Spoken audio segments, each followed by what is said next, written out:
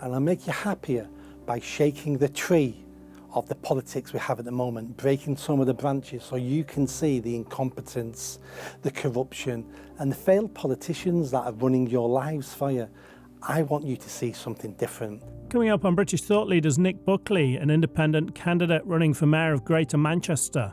After 20 years working with the homeless, Nick says we need solutions. And it's then when you realise that person wants help, and that's why we should help him and get him off the streets, get him a better life. But telling me that's a choice they've made, to die in the streets, I'm not having that.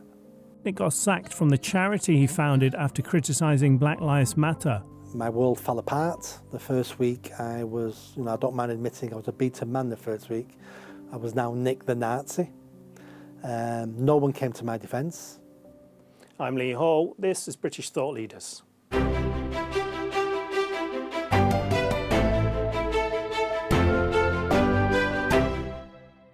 Nick Buckley, thank you for joining us on British Thought Leaders. You're welcome.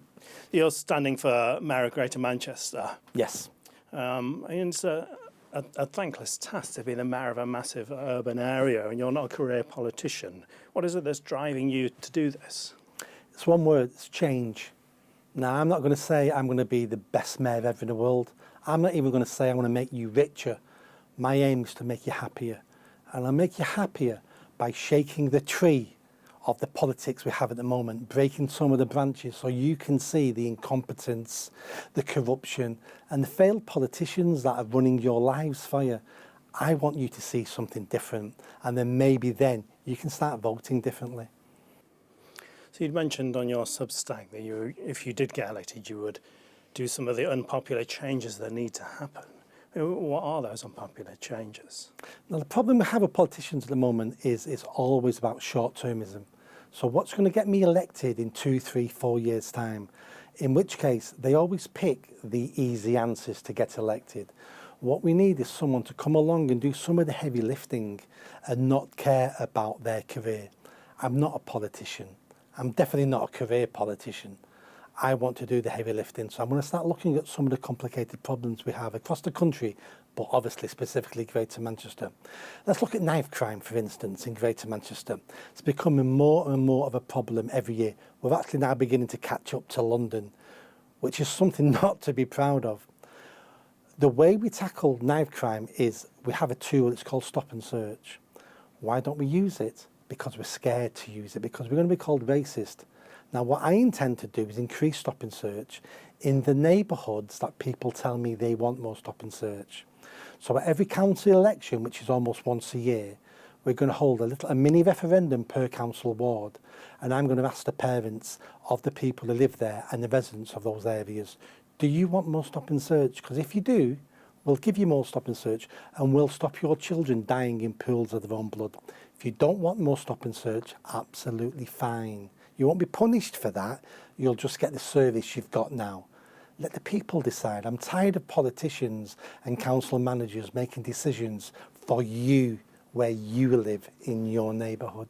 So there's obviously green issues are a big thing at the moment. Are some of these unpopular decisions as well? What I will be looking at straight away for the green issue is commercial properties. How do we change planning permission to make it easier to convert them into residential living? We've got dying high streets. In high streets where we had 100 shops, we've only got 20 now that are viable. What do we do with the other 80 buildings? How about flats for single people who then will spend their money in those 20 shops that are still existing? What about brownfield sites? I know it's more expensive to build houses on brownfield sites because of the contamination, the extra work you've got to do. There's many things we can look at. I mean, these are just some ideas. Why don't we let them build on those brownfield sites and then give a discount to the people who buy those properties in the council tax?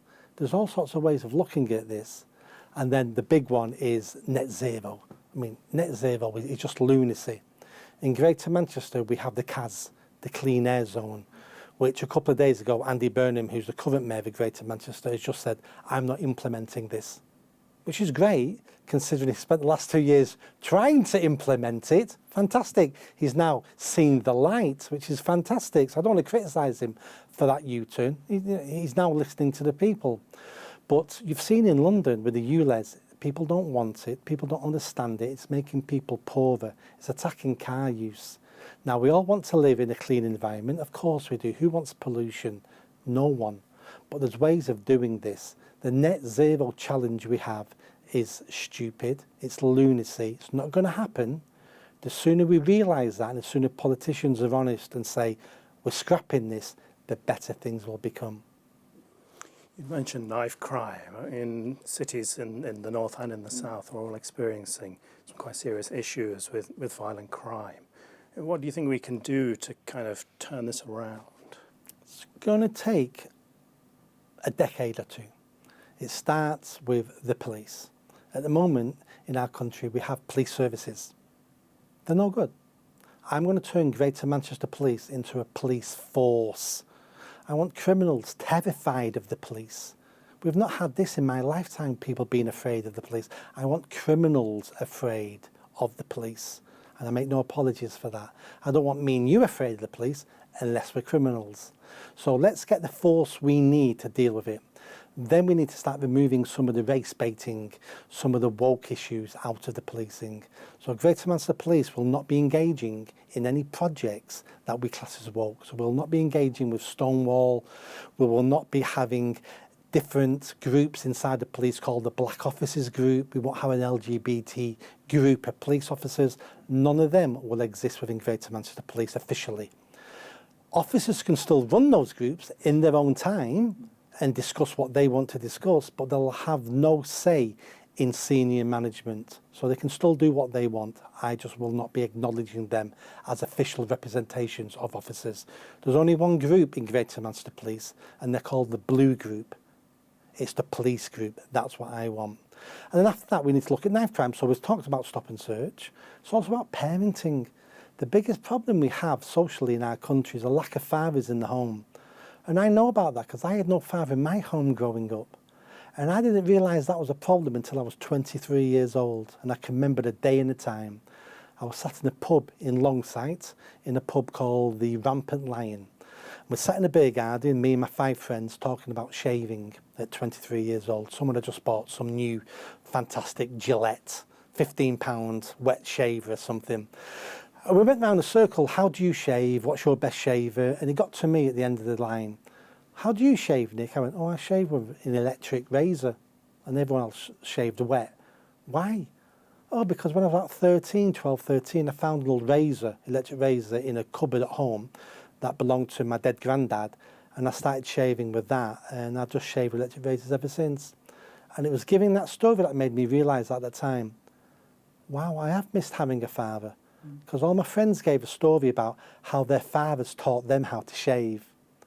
And some of them didn't even like their fathers, but they had the story. And I thought, well, my story is, I found this ancient electric razor, 30 years old, in a cupboard, and I started using it because I had no one else to show me the way.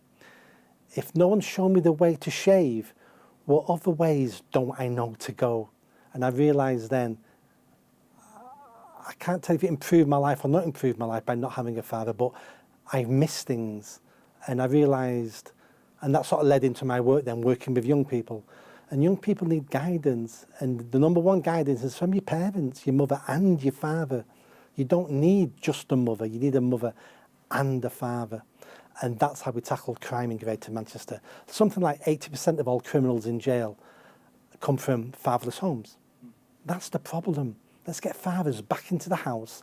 Let's stop subsidising the removal of fathers out of the home. And let's start admitting as a society, we need men in the home just as much as we need mothers in the home. It's not either or. They're a team. Teams win games, not individuals. You've worked a lot with homeless people. In what ways does working with the homeless change your thinking on life? It's made me understand how the system really lets some people down, and to such an extent breaks them even more and leaves them living in excrement, in entries, in city centres. And if you'd have asked me 30 years ago, did our country do that to people? I'd have said no, but we do. those individuals need to take some responsibility themselves. You know, they weren't purely victims of this circumstance. They've made a lifetime of choices, of poor decisions. But as professional services that we're paying for in our taxes, and that's the best they can do, is have someone living on the street. And I realised then the system's completely broken. And it's broken for several reasons. The first reason is cowardice. We know how to fix rough sleepers. We've done it before in the 80s in this country. This isn't a new problem. It's an old problem that's just reappeared. We haven't got the bottle anymore now to do what we did in the 80s, which is hold people accountable and make decisions that are unpopular, especially in the age of Twitter and Facebook and being called, you're nasty, you're evil, you're a Nazi. Well, if I am evil, I am nasty, I'm a Nazi, but I'm saving people dying on the street, so I'm a pretty good Nazi if that's what you think a Nazi is. So we're losing that ability to be able to help our fellow citizens in a compassionate way. Instead, what we do now is we say, I'm the compassionate one. I'm fighting for you and your rights to live on the streets. I'm fighting for your rights to die on the streets in front of an audience. How wonderful am I? And I'm actually saying, no, you're not wonderful. You're part of the problem. You're a narcissist. You have no concept of what that person's going through. I've spoken to hundreds and hundreds of rough sleepers, sat on cold, wet pavements when I've sat down with them, trying to get them help. And to begin with, they all say to you, I don't want help, I'm fine. This is my choice. No, I'm fine, Nick, I'm fine, I'm fine. Over weeks and months, they eventually say to you, do you know what, Nick? Not fine. Dying. And I know I'm dying. And part of me thinks, I deserve to die. And it's then when you realise that person wants help. And that's when we should help him and get him off the streets, get him a better life. But telling me that's a choice they've made to die on the streets, I'm not having that. Do you think there's some easy measures we can bring in that would make a big difference with the homeless situation? I promise in Greater Manchester we'll end rough sleeping in a year. 12 months. That's all it takes. This isn't rocket science. We've done it before. I've got 15, 20 years experience now working with sleepers. It just takes a backbone, some great determination. It doesn't take a rocket science to work any of this out.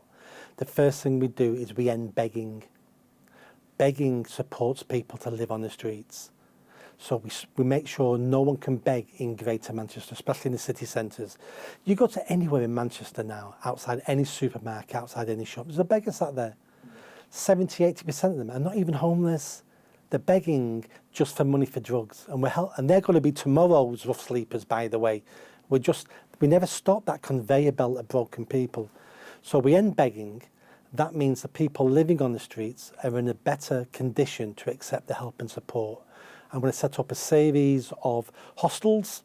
So we look at a disused warehouse. We fill it with garden sheds. Each garden shed is an independent living pod. And then we move people into there. Not long term, we move them into there so we can get them into somewhere better. But it's immediate off the streets that day. The amount of people I work with on the streets who say, yeah, I've been offered accommodation, they're hoping to move me out 3-4 weeks from now. It's like, that's not good enough. It should be today. And any excuses or reasons why people won't accept accommodation in Greater Manchester will be resolved. So a good one is, I've got a dog. Your hostels don't take dogs, so I can't take help off you. No. My hostels will take dogs, we'll have kennels. I can't take help off you because I'm a drug user and I'm going to want to inject drugs tonight. So because I'm a drug user, you won't let me in your hostel. No, not in these hostels. You can take drugs. They're still illegal, by the way. And if we see you with drugs, you'll be arrested. But if we don't see you inject drugs, you can use our hostel. Same with alcoholics. So any excuses or reasons they've got not to accept a bed and get off the streets, I'm going to remove all those. And the reason why we don't do that now is because politicians are scared. What happens if he ODs in our hostel? We're going to have a big headline in Manchester Evening News. Man ODs in Mayor's hostel. He allowed it to happen. And my answer will be, well, I did allow it to happen. The odds are he was going to die in the streets anyway. We got him off the streets. He died in a bed. That's better than in a rat-infested alleyway. Point one. Point two is, they all don't die in our hostels. and we've got so many people now into better accommodation, move them off the streets. It's about step 1, step 2, step 3. Step 1 is always get people off the streets. Step 1. We'll do whatever it takes to get them off the streets. No more excuses, no more professionals saying, oh, it's a bit dodgy, that could affect my career. I might get in trouble for that. No. The mayor will take full responsibility because there's too many cowards in our services. I will take the flak. I will take responsibility because I know I'm saving lives. Do you think there's kind of a selfishness to politics that it seems you're quite happy to put aside whatever happens? You'll make the decisions. Maybe they'll be unpopular. Maybe it will ruin your political career, but you're happy to put all that aside to do what you think is right. I've always done that since a child. I've always done what I thought was right. I'm not saying I've always been right. Sometimes in hindsight, it's like, that wasn't the right thing to do. But at the time, I did it for the right reasons. I'm not in this for a career. I don't want to be, I won't be running again 3 years from now to be Mayor of Greater Manchester. I don't want to be a politician. I'm just tired. I'm tired of seeing the region I love, the country I love, slowly deteriorate over my lifetime. You know, it's easy to say society's crumbling, but we've got schools and hospitals with concrete that doesn't work, that's just crumbling. And that's just a metaphor of Greater Manchester. I just want to improve things. I'm not going to get everything right, and I'm not going to improve everything the voter wants me to do because I'm only one person.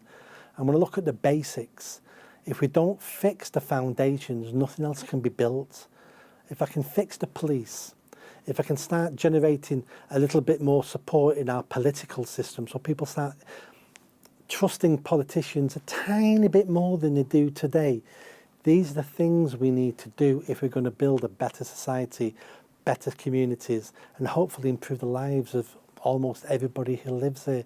It starts with 1 or 2 steps. So if people are voting for me thinking I'm going to change the world, no, I'm not the man for that. I want to do the foundational work. The people better than me may come decades from now to be able to carry on that work. We need to be realistic what one man can achieve. We're seeing a lot of talk about the HS2 line not going up to the north, and people are saying, oh, the levelling up hasn't worked. And from your experience, do you think people in the north feel hard done by with all of this? No. Most people, I've never met anyone in the north, apart from someone with a political agenda, talk to me about HS2. No one cares. I'm sure it could be important to some people, but no one cares. Was levelling up a real project? No, it wasn't. It was a PR stunt. Was the Northern Powerhouse a real project? No, it wasn't. It was a PR stunt. It's all about trying to attract those votes up north. If people in Westminster wanted to really improve the north of England, the last thing they should do is try to improve the connections to London, because all that happens is we become better beggars out of Westminster, out of London. What we need to do to create a northern powerhouse and to improve the lives of people in the north is connect the north. HS3, Liverpool, Manchester, Leeds, Hull, Newcastle, that would have been a fantastic project to run. Not only would it have dragged in investment into the north, it would have made all these smaller cities connect with each other. Maybe then we could have been a powerhouse. But everything always revolves on connecting to London. All that would happen if we built HS2 is we would suck more clever people out of the north into London on commuting. That's all we would do. And that isn't how you build a northern powerhouse. It's just more of the same. And what we need to realise is more of the same won't work. It's not worked anyway. Do something different. Connect those cities and let them figure it all out themselves. We don't need government to figure out our future for us. Do the infrastructure. Let us do the rest as individuals, as businesses, as communities. You came into the spotlight in 2020. You ran a charity, you founded the charity, and then the board of the charity sacked you. What happened? That was crazy. That wasn't plans. That wasn't me being brave. People think I was brave for this. I wasn't brave. I was naive. So I set a charity up 10, 15 years ago, working with kids on the street, stopping them getting involved in crime. Multi-award winning charity now. And in May 2020, at the height of the Black Lives Matter lunacy, and we all know it's lunacy now, we didn't then, I looked on Black Lives Matter's website and read what they were about. I was quite shocked. Defund the police, overthrow capitalism, and the one that stuck out for me was disrupts the Western nuclear family. And I looked at that and went, they're all English words, but I've got no idea what it means when you put them all together. Disrupts the Western nuclear family. And I came up with the conclusion, it means we need to get rid of more fathers out the home. That's what that means. And that's when I went, no, people need to know about this. So I wrote a 600-700 word blog on my little blog site that was getting no audience anyway. And I just wrote what I discovered. And it went mental. Within days, I was called a Nazi, a racist, for criticising Black Lives Matter. And the board, there was an online petition to have me fired from the charity I set up. A volunteer from the charity resigned. A new volunteer, only been several months, resigned, emailed the board saying I was a Nazi. And they panicked and they sacked me over email. And I'd appointed the board. They were friends, near enough. My world fell apart. The first week I was, I don't mind admitting I was a beaten man the first week. I was now Nick the Nazi. No one came to my defence. The hundreds of people I've worked with, professionals I've worked with, lots of them emailed me. Hi Nick, seeing what's going on, it's disgraceful. How can they treat you like that? How can they say those things about you? I hope you understand I can't say anything online though. And it was like, I understood why at the time. And then after a week, 10 days, I decided to myself, I'm not having this. They've ruined my life. I'm never going to get another job. Now I'm Nick the Nazi. So I mounted a fight back. Free Speech Union were fantastic. The Mail on Sunday did a full piece on me, full page. And then I got so much fan mail then. People said all over the world, America, Australia, New Zealand, France, UK. Nick, you're right. This is what Black Lives Matter are about. Stay strong. I then challenged the board legally. And within 18 hours, the whole board resigned in disgrace. I then approved a new board and they offered me my job back. So it all ended well. To a certain extent, but it didn't really end well because I lost those friends on the board. Mm. I lost other friends who thought I was racist. I then, after a year, had to step back from the charity because it was still being attacked for having a Nazi running it. And I'm not talking about individuals, I'm talking about places like Salford Council attacking the charity for having a Nazi on the board. So I had to step back from that and my life completely changed. Hence why now I'm standing as mayor, because unless people stand up and demand change and give change, then we're just as bad as the people online who create these hate mobs, because it means you're a coward.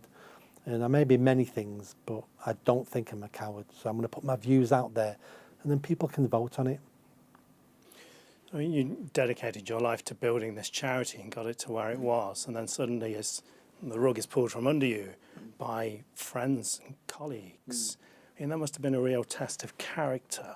I mean, what did you learn from this experience? I learned I was stronger than I thought I was. I also learned I was weaker than I thought I was, because if you'd have told me a month before, this is going to happen to you, Nick, and you're going to spend the first 7 days a wreck, I'd have laughed at you. I said, me? No. Brought up in a tough council estate. I've had a gun pointed in my face. I've got 19 stitches in my head where I was robbed once with an iron bar.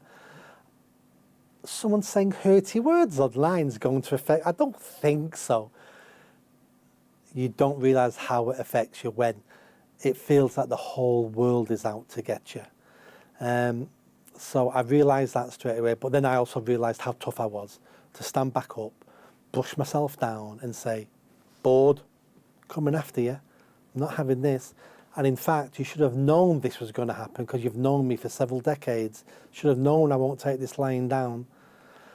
I learnt those lessons, but I also learnt, I think, it sounds a bit corny now, forgiveness. I don't hold any ill will to those 4 board members. they were just cowardly. And I can understand people being cowardly, because in June 2020, it felt like a revolution was coming. Even the Prime Minister at the time wasn't criticising Black Lives Matter. Police officers, 30 police officers in London were injured during a Black Lives Matter riot. No one criticised them. It felt like the whole world was going to burn. So I can't blame those 4 people on the board for thinking we need to end this, and by giving them Nick's head, it might end it. So I don't blame them for that. And I wrote a book about it called Lessons in Courage. It's available on Amazon. And that really is about how we all need to be a little bit more courageous, because cowardice is an easy trait to fall into. And even if you think, I can't do what Nick did, or I can't stand up in work and say these things, well, maybe you can't. Maybe you need your job because you've got kids and a wife and you've got, a mortgage. Yeah, don't lose your job. I get that. But there's little things you can do. And I came up with a phrase, be a ninja, not a whinger. So stop complaining and do a little bit. If all you can do is retweet something you agree with, well, that's all you can do. But doing nothing isn't an option. Work out what you can do without being sacked or ruining your life, and that's what you need to do. Do you think we've become kind of too reliant on victimhood now as a society? We become too afraid of everything, and it's for many reasons. The first reason is the government now does everything. So, we'll have a child who dies in a reservoir in the summer swimming, and the first response from the local council is build a wall around that so no more kids die. So, well, no, that isn't the answer. If you want to be a free person in a free society, that comes with risk. That comes with you making the best decisions you think are the best decisions and living with the consequences. And we don't need the government jumping in all the time, being a nanny state, trying to tell us what to do and what not to do. They should offer advice if they feel that's appropriate. We advise children, don't be swimming in those open waters because it's dangerous. Thank you for the advice. It's down to parents then for the rest of it for their children. And we have this throughout the whole of society, that we have bureaucrats and governments and politicians making decisions on our lives where those should be our decisions. And the reason why they do it is because it stops them having to tackle the difficult issues in the country, such as immigration, such as employment, such as education and skills. So let's ignore that. That's complicated, but let's stop people eating sugar at Halloween. So let's ban trick-or-treating. Let's ban swimming in rivers. Let's ban all these things. We're very good at banning things because it gives certain people power, and then when things go wrong, they can go, well, we tried to stop it. I don't want you to stop anything. I want you to treat us like adults and free people. That's what you should be doing as a government.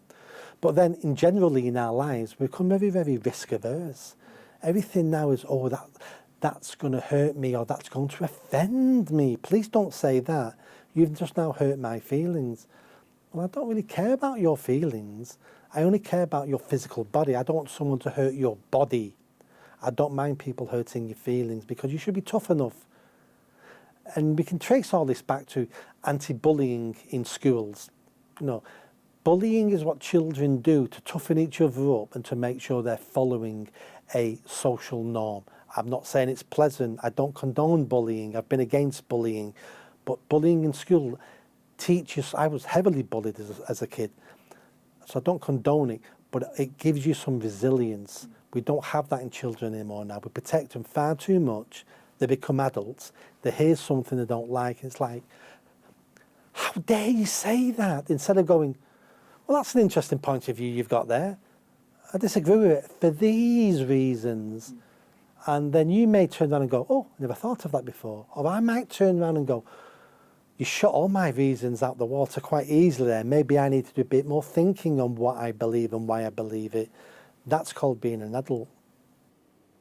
Your cancellation was back in 2020. It seems since then cancel culture has risen, really. Every week there's something happening now.